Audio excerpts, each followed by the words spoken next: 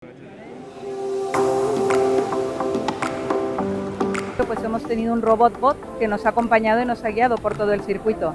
Entonces, bueno, esto pues son la robótica social, que también es una cosa muy interesante, es ver que precisamente dentro de un contexto las cosas tienen otro significado y puedes generar que el alumnado quiera aprenderlas, ¿no? Que pueda motivarse y que realmente quiera seguir pues unos estudios que le lleven a entender cómo se hacen, cómo se fabrican, cómo funcionan, cómo se programan. Bueno, la idea del tour justamente era que los maestros, maestras, profesores y profesoras de primaria y de instituto básicamente, pues vieran que lo que enseñan en las aulas, estas dinámicas que hacen gamificadas con robots educativos, pues son el principio de una carrera que podrían llevar sus alumnos, y era invitarlos a ver las aplicaciones reales, ¿no? Decir, bueno, un robot industrial, en qué se basa, qué es lo que hace, porque realmente no tenemos acceso a la industria, las personas de calle poco podemos entrar a la industria, y realmente la respuesta fue muy buena.